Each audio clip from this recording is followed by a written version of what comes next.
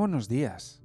Hoy te quería comentar unas palabras de un filósofo muy importante del siglo XX, austriaco, Ludwig Wittgenstein, que se dedicó a la filosofía, a las matemáticas, y es uno de los principales filósofos de este siglo XX.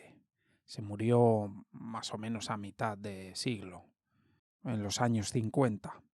Él escribió una obra muy influyente en 1921 llamada Tractatus Logico-Philosophicus, que por cierto el prólogo lo hizo nuestro querido Bertrand Russell, cuya sentencia pues suelo repetir aquí mucho: hay que cumplir socialmente lo justo y necesario para sobrevivir y que no te metan en la cárcel. Todo lo demás es contraproducente. El libro de Wittgenstein fue el libro de cabecera del Círculo de Viena, que por aquel entonces era un grupo de intelectuales, pues en ese momento había una orientación muy grande hacia el positivismo, hacia lo científico, una visión científica de las cosas. Y Wittgenstein, un poco movido por esa idea también, habla de la filosofía y pertenece a un movimiento que llaman la filosofía analítica, que se quiere alejar un poco de las divagaciones filosóficas y tal, y quiere acercarse más a una visión más científica. Por eso utilizan el lenguaje para intentar hacer filosofía desde el lenguaje y utilizar las palabras que se orienten a una demostración de alguna manera, de algo demostrable. Por ejemplo, Wittgenstein decía que no se podía hablar de ética, porque la ética era casi mística, algo que no se puede demostrar. Él decía, solo hablamos con sentido cuando hablamos de hechos. Solo el lenguaje de la ciencia tiene sentido. Del resto decía mejor no hablar. Acaba su libro diciendo, de lo que no se puede hablar hay que callar.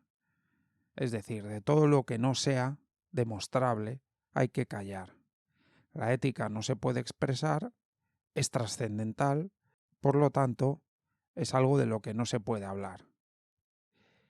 Y por esto es por lo que te hago este comentario.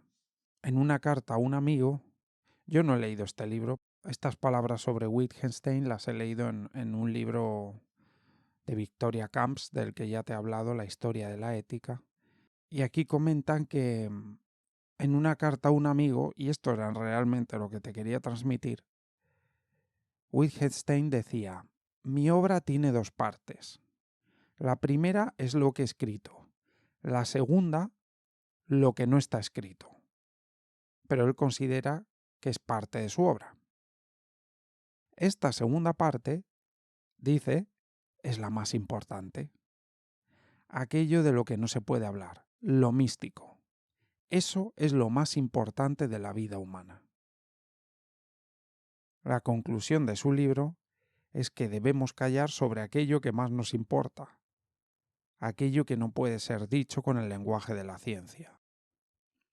Sin tener yo nada que ver, por supuesto, con Wittgenstein ni mucho menos, con genios intelectuales, he venido a darme cuenta al leer esto de que yo aquí hablo justo de aquello que no se puede hablar, de la ética, del corazón, y él lo envuelve todo dentro de la misma idea. Eso es místico, dice. De eso no se puede hablar. Pero dice, eso ha sido lo más importante de mi vida. Y es lo más importante de la vida humana, aquello de lo que no se puede hablar. Lo que me interesa, y realmente me ha llamado mucho la atención, es que tanta historia dentro de la filosofía y dentro de la ciencia, tanta cantidad de información, tantas horas dedicadas al estudio y a la investigación, llegan hasta un límite en el que Wittgenstein dice, ahí es hasta donde se puede hablar. A partir de ahí viene lo más importante de la vida. No dice que lo científico no lo sea. No dice que todo aquello de la razón no lo sea. Dice que lo más importante de la vida es lo otro. Y haciendo aquí una clasificación mía muy de andar por casa, podríamos hablar de niveles bajos, que yo te he hablado mucho de ello, y de niveles altos. Pero mira, Los niveles bajos son los niveles en los que uno actúa por miedo. Son los niveles en los que uno cuchichea. Uno habla de otros cuando no están. Uno habla de los que salen en la tele y de sus vidas. A uno le interesa las visiones desde el ego, desde el orgullo. Mira lo que tiene este, mira yo no lo tengo. A uno le interesan las comparaciones. Y dices, pues es como donde se mueve la mayoría de las personas. Pues ahí está nuestra evolución. Nadie está mal, simplemente estamos evolucionando. Y luego tenemos un salto hacia niveles altos. La línea la marca el orgullo. Del orgullo para abajo, niveles bajos. Del orgullo para arriba, niveles altos. Y el primer gran nivel es la razón. Eso nos ha sacado de una oscuridad muy grande y eso nos hace en la vida, si fuésemos científicos, con todo.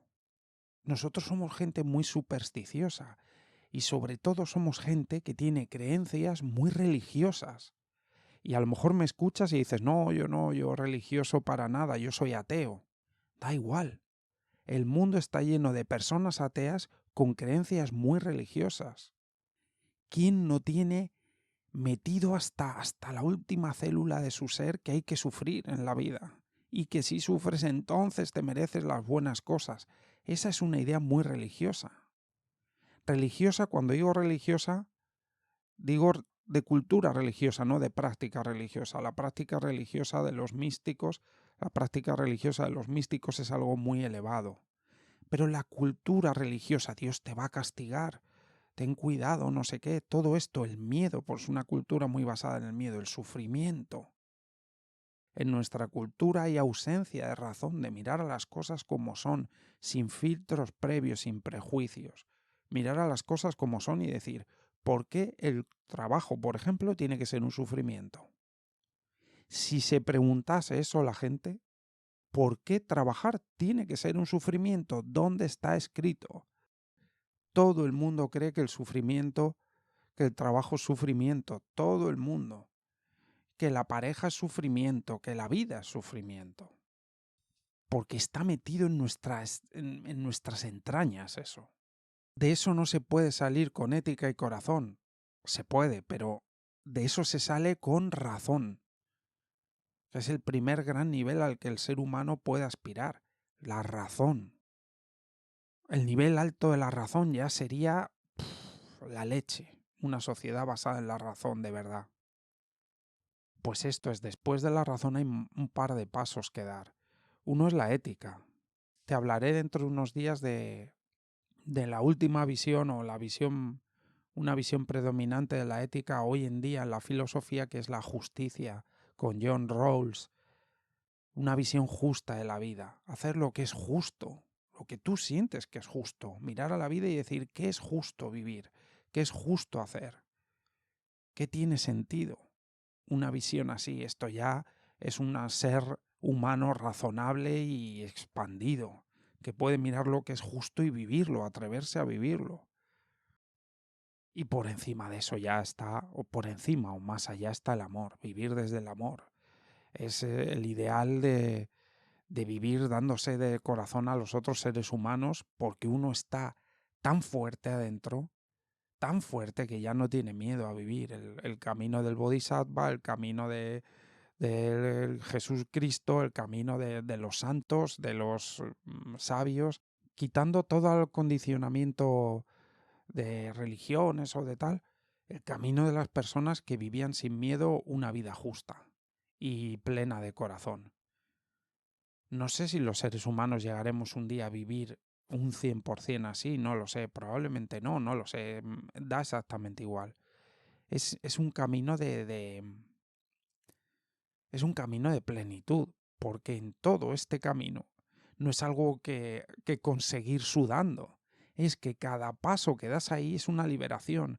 Es como si el ser humano en los niveles bajos del cuchicheo, del parecer, del compararse, del miedo, del hablar de otros, es como si ahí caminásemos con 100 kilos de plomo encima, que casi no podemos andar.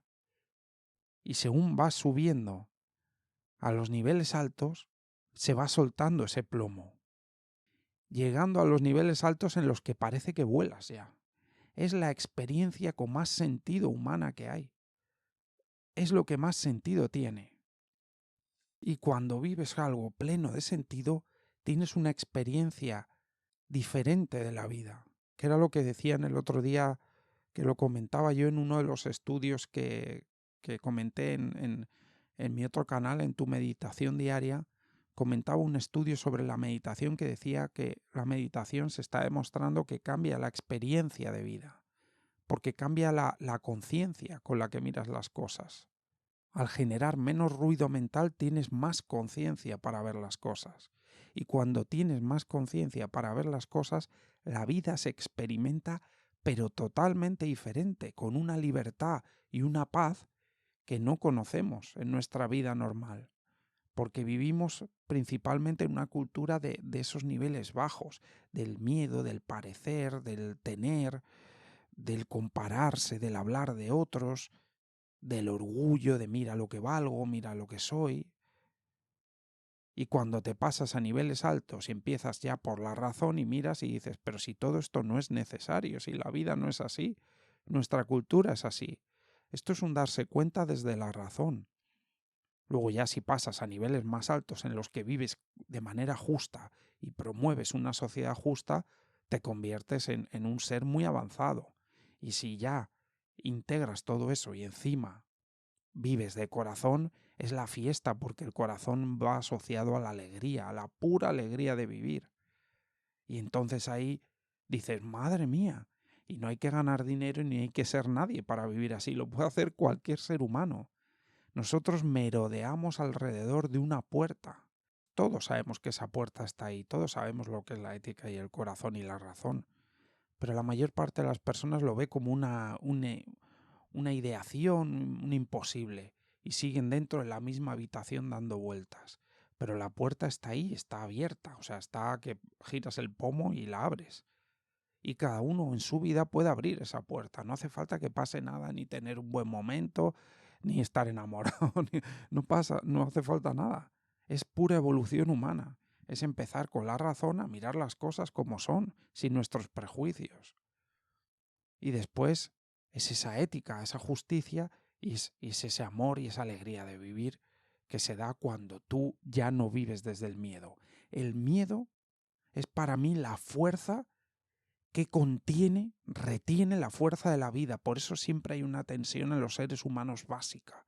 Siempre estamos como tensos, como descontentos, porque el miedo está reteniendo nuestro flujo de justicia, de alegría, de razón que llevamos adentro y que queremos vivir y que hemos nacido para vivir. Gracias por estar ahí. Hasta mañana.